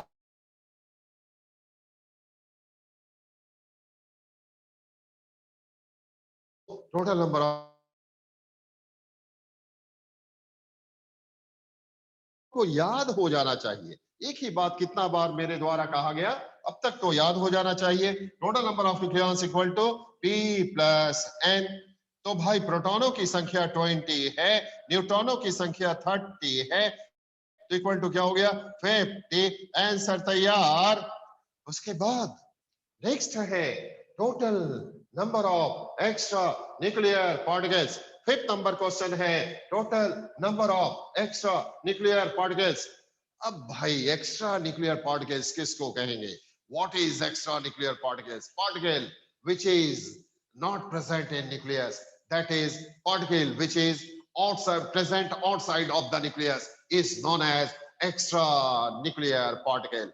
particle which is yes सारा का सारा पार्टिकल क्या होता है मालूम आपको, सारा का सारा पार्टिकल न्यूक्लियस में ही पाया जाता है, लेकिन सिर्फ एक पार्टिकल है जो न्यूक्लियस में नहीं पाया जाता, उसी को हम लोग एक्स्ट्रा न्यूक्लियर पार्टिकल्स कहते हैं and that particle is electron. तो extranuclear particle means electron. तो फिर आपसे पूछा गया बता total number of extranuclear particles equal to होगा number of electron, number of electron equal to 20। Answer तैयार। लीजिए आंसर तैयार हो गया। Total number of extranuclear particles equal to number of electrons equal to 20। Finish. ये question solve हो चुका। आप लोग बनाए थे, अपना अपना चेक कर लीजिए, जिनका गलत हुआ उसको करेक्ट कर लीजिए। और अब नेक्स्ट टॉपिक हम लोग जानेंगे। नेक्स्ट टॉपिक के बारे में अब हम लोग समझेंगे। लिखे मेरे साथ आप लोग next new topic alpha particle. Alpha particle क्या होता है इसके बारे में हम लोग जानेंगे। अल्फा पार्टिकल के बारे में जानेंगे। अल्फा पार्टिकल क्या होता है अब इसके बारे में हम लोग जानेंगे। चलिए पेन को रख दीजिए और बात को समझना चालू कीजिए। लिखना मना है, टॉपिक आपने लिख लिया, अब आगे लिखना मना है। पेन को रखिए, बात को समझिए। देखिए ये रहा हीलियम एटम, इसे हम लोग हीलियम एटम कहते हैं। हीलियम एटम इसका एटॉमिक नंबर 2 होता है, मास नंबर 4 होता है। Atomic number 2 mass number 4।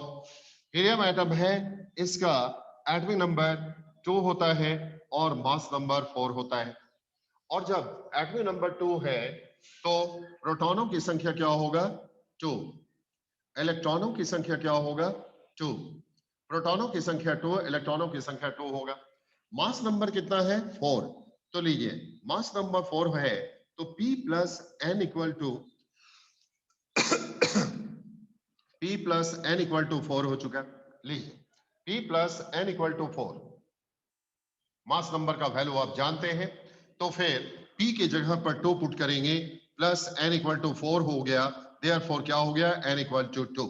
इसका मतलब क्या है, हीलियम एटम में 2 इलेक्ट्रॉन पाया जाता है, 2 प्रोटॉन पाया जाता है और 2 न्यूट्रॉन भी पाया जाता है। और अब आप करते क्या है, हीलियम एटम से 2 इलेक्ट्रॉन को रिमूव कर देते हैं।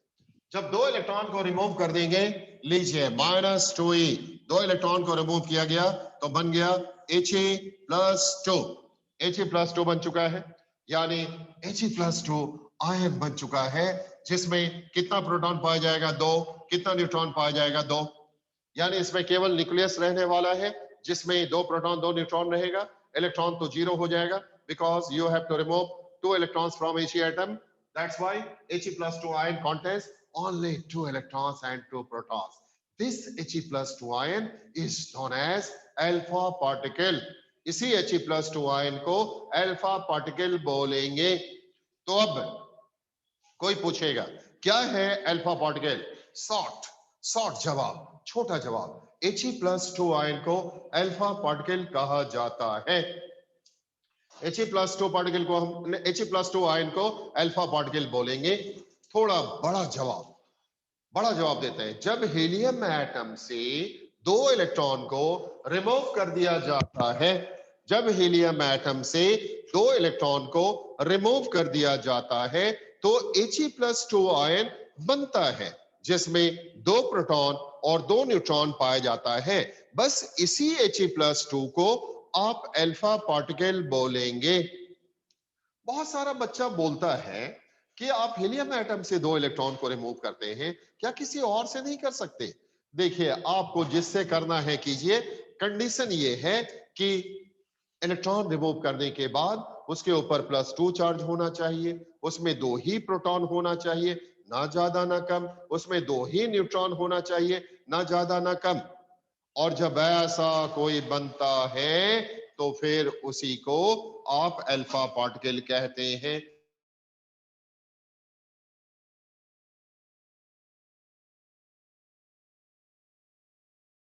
किसी और से ऐसा नहीं मिलने वाला, इसीलिए आपको हीलियम एटम से ही 2 इलेक्ट्रॉन रिमूव करना पड़ेगा। तो फाइनल डेफिनेशन फिर से आपको बता दें, if 2 electrons are removed from He atom, then He+2 ion is formed. Then He+2 ion is formed in which 2 protons and 2 neutrons are present. This He+2 ion is known as alpha particle. इसे He+2 ion को alpha particle बोलेंगे।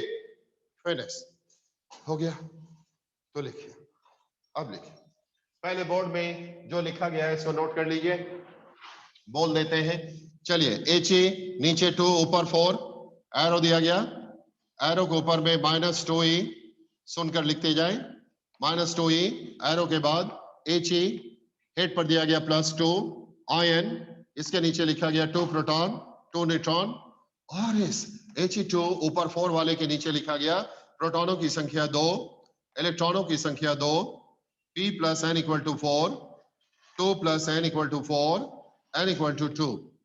सुनकर लिख लीजिए, He2 4 arrow -2e, He+2 ion, इसके नीचे 2 proton 2 neutron, यहां पर P = 2, E = 2, P + n = 4, 2 + n = 4 और n = 2, ऐसा दिया गया। फिनिश। और अब आपने नोट कर लिया, अब डेफिनेशन लिखना चालू कीजिए। आप लोग सुनकर लिखेंगे, आपको हम डिक्टेट करते हैं। लिखिए, if 2 electrons are removed, if 2 electrons are removed from He atom, if 2 electrons are removed from He atom, then He+2 ion, He+2 ion is formed. Then He+2 ion is formed, which is known as, then He+2 ion is formed, which is known as alpha particle, which is known as alpha particle, which is known as alpha particle, in which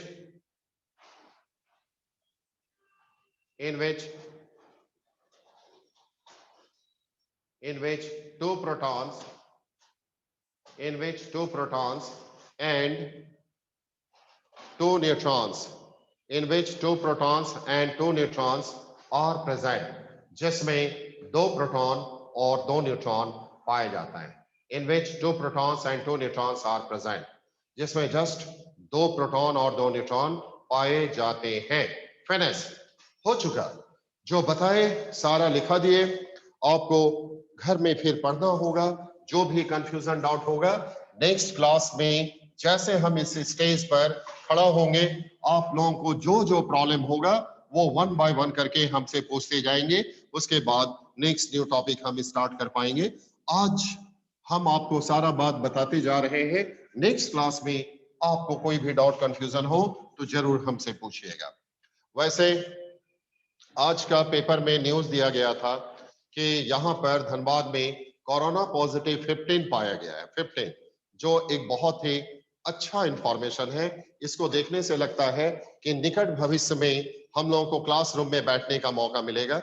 अरे जैसे बीमारी खत्म होगा हम लोग classroom में मिलेंगे, और उसके बाद तो खैर 1 इंच का भी दिक्कत होने आपको देंगे नहीं, इसका गारंटी है. किसी भी तरह का दिक्कत नहीं होने देंगे. लेकिन घर में जब तक आप हैं तो मैक्सिमम फायदा तो आपको लेना ही पड़ेगा. ये तो हम लोगों का प्रॉब्लम है. चलिए लिखते हैं. नेक्स्ट न्यू टॉपिक का नाम रदरफोर्ड्स. नेक्स्ट टॉपिक का नाम Rutherford's alpha particle. Rutherford's alpha particle scattering, SCATTERING, scattering experiment,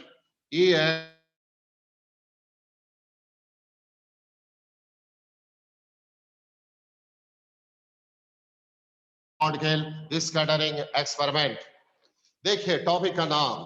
अब पेन को रख दीजिए, बात को ध्यान से सुनिए और स्क्रीन की तरफ से आप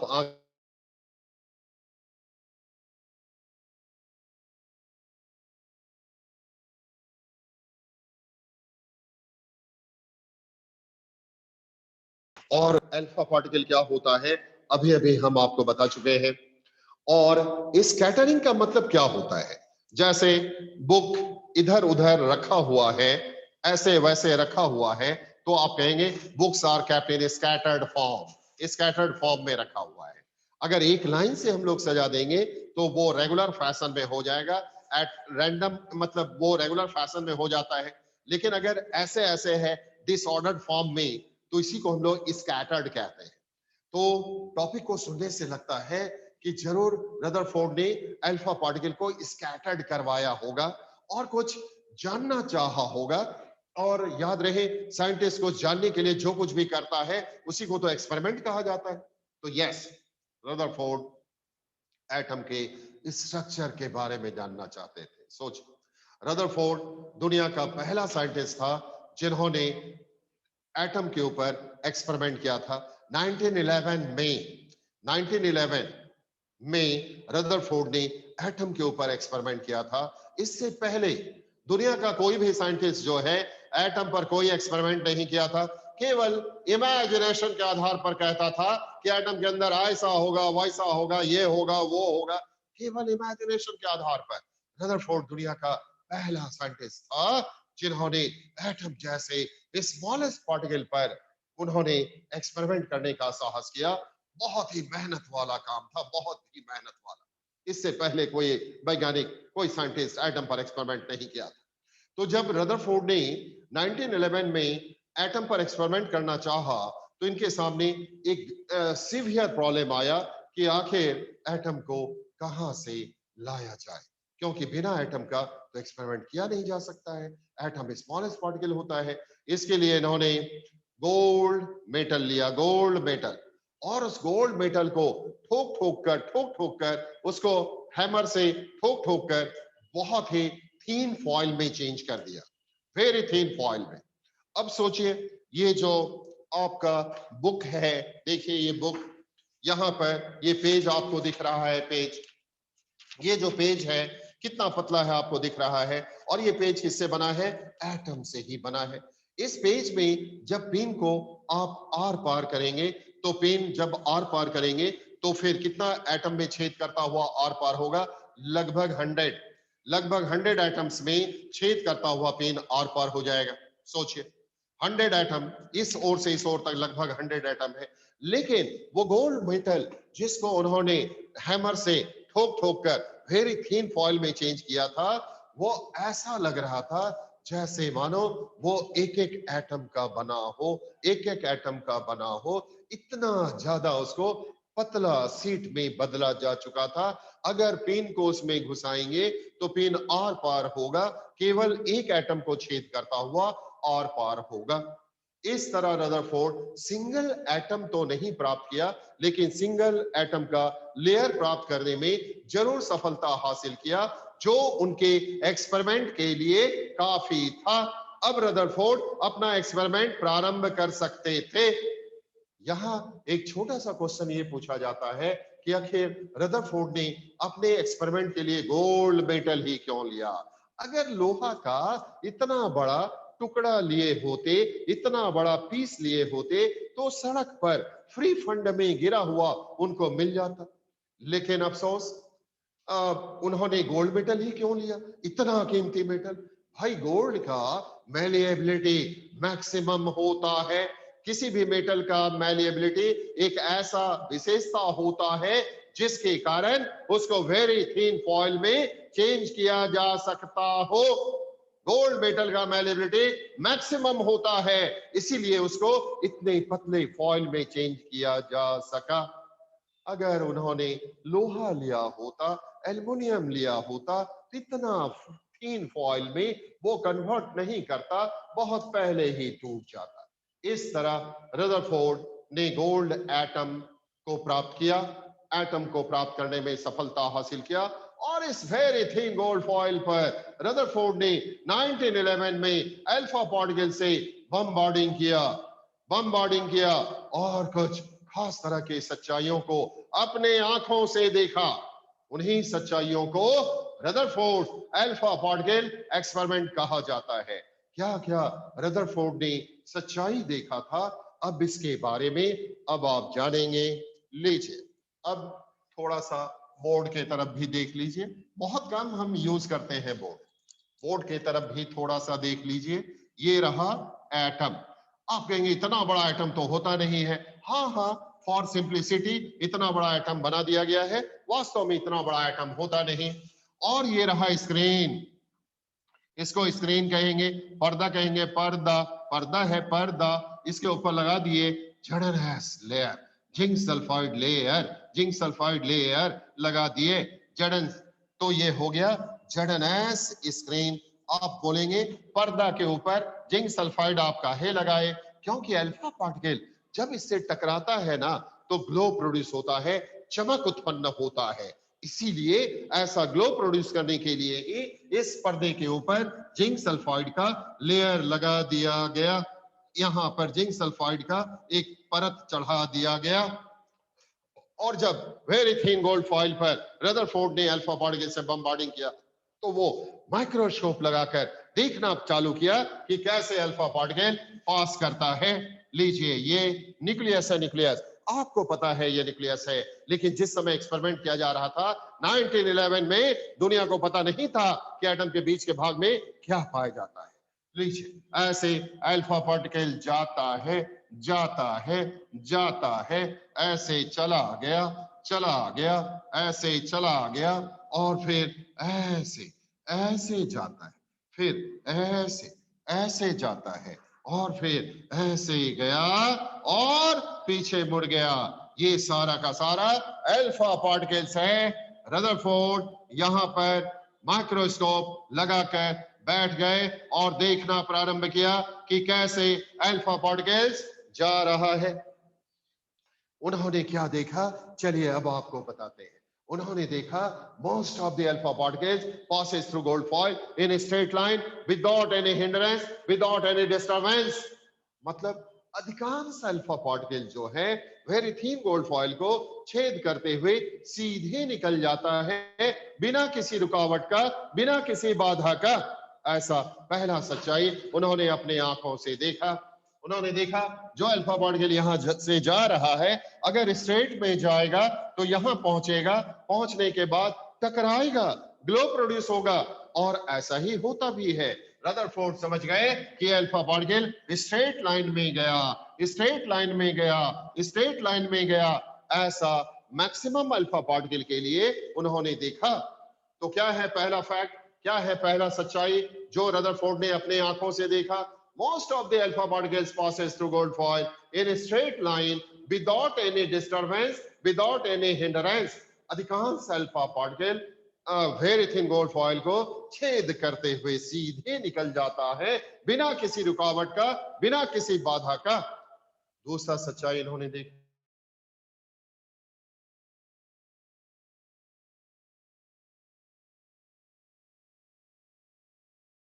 से डेविएट कर जाता है, अपने रास्ते से छोड़ देता है। उन्होंने देखा जो अल्फा पार्टिकल यहां से चला अगर स्ट्रेट में जाता तो यहां पहुंचता, यहां ग्लो प्रोड्यूस होता, लेकिन अफसोस ऐसा नहीं होता। इस अल्फा पार्टिकल के लिए यहां पर ग्लो प्रोड्यूस होता है, इस अल्फा पार्टिकल के लिए यहां पर चमक उत्पन्न होता है। इससे रदरफोर्ड समझ गए कि कुछ अल्फा पार्टिकल ऐसा भी है जो एटम के बीच वाले भाग के आसपास में अपने रास्ते से डेविएट कर जाता है, अपने रास्ते से हट जाता है, अपने रास्ते को छोड़ देता है। ऐसा उन्होंने अपने आंखों से देखा था, ये कोनो किस्सा कहानी नहीं है। तो क्या है दूसरा point? Some of the alpha particles are deviated from their path near central place of the atom.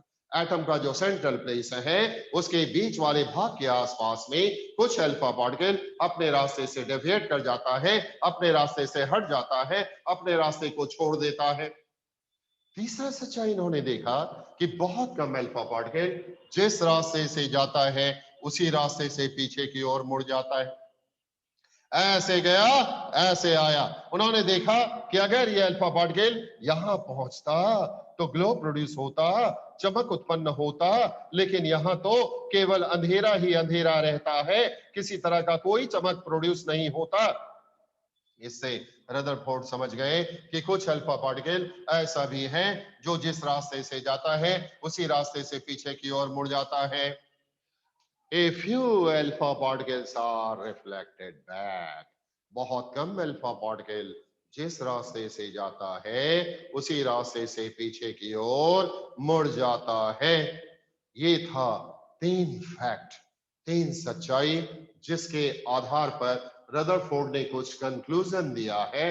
वैसे कंक्लूजन को रदरफोर्ड्स एटॉमिक मॉडल कहते हैं या उसी को न्यूक्लियर थ्योरी ऑफ एटम कहते हैं। तो वो कंक्लूजन क्या है नेक्स्ट क्लास में हम लोग पढ़ेंगे। आज यहां तक के बातों को आप नोट करेंगे। पहले इस डायग्राम को बना लीजिए। आपने टॉपिक लिख दिया है Rutherford's alpha particle scattering experiment. इस डायग्राम को बना दीजिए। ये एटम, ये न्यूक्लियस, अल्फा पार्टिकल ऐसे जाता है, ऐसे ऐसे डेविएट करता है, ऐसे जाता है। ये रहा स्क्रीन जिस पर ZnS लेयर लगा हुआ है।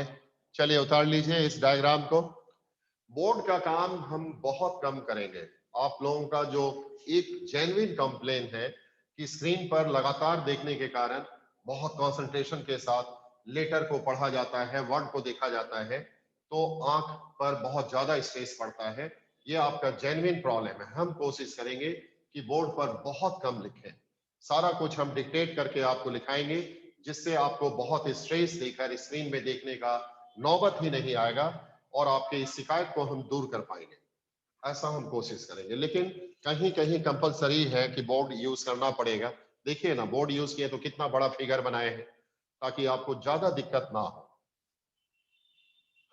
क्या करें, इसी हालत में अब आपको पढ़ाई भी करना है, इसलिए जीवन में शिकायत क्या करेंगे, आखिर अपने सपने को पूरा करना है। चलिए नोट कीजिए, यहां पर दिया गया अल्फा पार्टिकल्स ये अल्फा पार्टिकल ऐसे जाता है, ऐसे डेविएट करता है, ऐसे डेविएट करता है।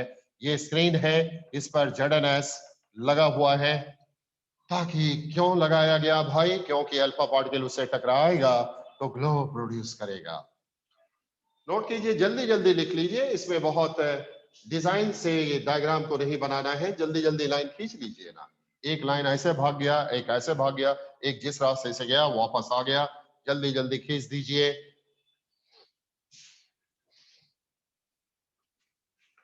और अब डायग्राम आपसे बन गया तो आप नोट करना चालू कीजिए।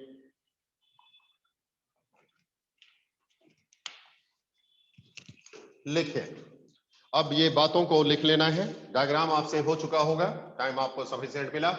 लिखिए, ये अल्फा पार्टिकल्स लिखा हुआ है, ये ZNS स्क्रीन लिखा हुआ है, इस पर्दा में जिंक सल्फाइड लगा हुआ है, ये एटम बना दीजिए, बीच में न्यूक्लियस है, बन गया होगा। अब लिखिए, इन 1911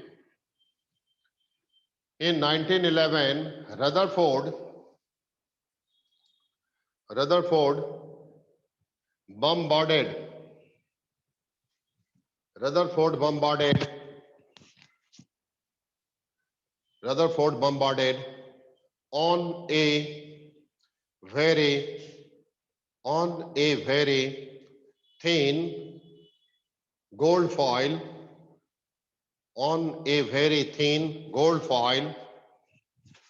foil, with alpha particles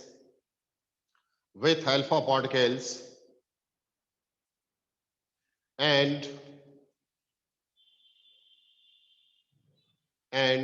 he observed OBSERVED, and he observed following facts, FACTS, following facts dash दे दीजिए और नंबर 1 में लिखेंगे। Number 1, most of the alpha particles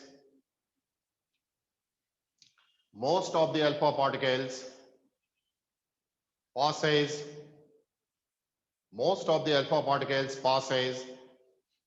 through gold foil in a straight line,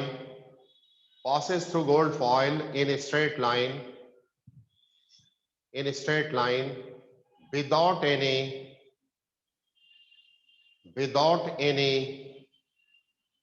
hindrance, HINDERANCE, without any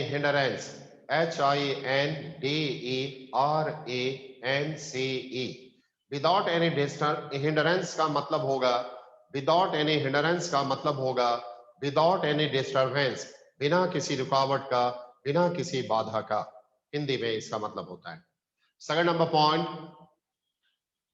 point में लिखिए, some of the alpha particles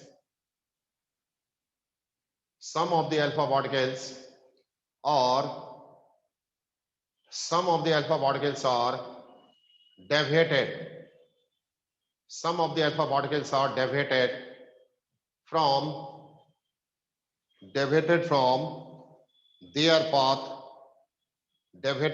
their path near central place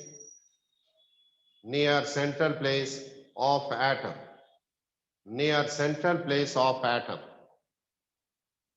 sir repeat कीजिए ना फिर से। हाँ, second number point फिर से हम रिपीट करते हैं। some of the alpha particles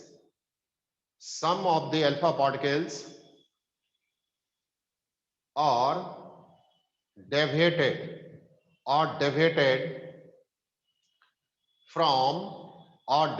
from their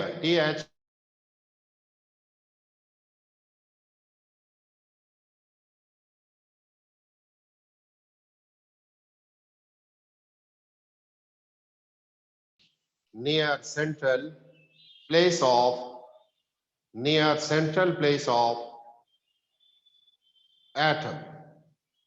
central place of atom. मतलब क्या हुआ? कुछ अल्फा पार्टिकल एटम के बीच वाले भाग के आसपास में अपने रास्ते से डेविएट कर जाता है, अपने रास्ते को छोड़ देता है। Some of the alpha particles are deviated from their path near central place of the atom. Second number point finish. Sir हाँ बोलिए ना।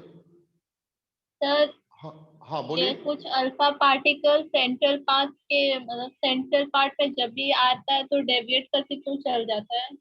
यस चलिए, आपके बैचमेट ने पूछा कि कुछ अल्फा पार्टिकल एटम के बीच वाले भाग के बीच के भाग वाले के आसपास में अपने रास्ते से क्यों डेविएट कर जाता है, अपने रास्ते को क्यों छोड़ देता है। देखिए इसका जवाब आपको रदरफोर्ड देने वाला है, हम नहीं, इसका जवाब रदरफोर्ड देगा। आज हमने आपको बताया कि रदरफोर्ड ने क्या क्या देखा, वो हमने आपको बता दिया। और ये देखने के बाद रदरफोर्ड ने 5 कंक्लूजन्स दिया है, जिसमें आपके क्वेश्चन का भी जवाब है। ये 5 कंक्लूजन्स दिया है, जिसका नाम है रदरफोर्ड्स एटॉमिक मॉडल, जिसका नाम है न्यूक्लियर थ्योरी ऑफ एटम, जो अगले क्लास में बताया जाएगा आपको। इस क्वेश्चन का जो अभी अभी आपने क्वेश्चन पूछा, इसका जवाब रदरफोर्ड ने ही दिया है, जो नेक्स्ट क्लास में हम आपको फुल एक्सप्लेनेशन देने वाले हैं। तो इसके लिए आपको अगले क्लास तक के लिए इंतजार करना पड़ेगा। भाई हर चीज का अपना टाइम होता है ना, जब उसका आएगा आप समय तो बताएंगे। अब टीवी सीरियल हम लोग देखते हैं और अचानक बंद कर देता है, कितना मजा आता, आगे अभी दिखा देता है, लेकिन कहता है अगले एपिसोड में दिखाएंगे। तो इसका जवाब अगले क्लास में बताएंगे। चलिए थर्ड नंबर पॉइंट लिखिए। Third number point, a few alpha particles are reflected back. लिखिए, a few alpha particles are reflected back, मतलब बहुत कम अल्फा पार्टिकल जिस रास्ते से जाता है उसी रास्ते से वापस आ जाता है। आप हर बच्चे के दिमाग में आएगा क्यों क्यों क्यों, इसी क्यों का जवाब तो नेक्स्ट क्लास में रदरफोर्ड आपको देने वाला।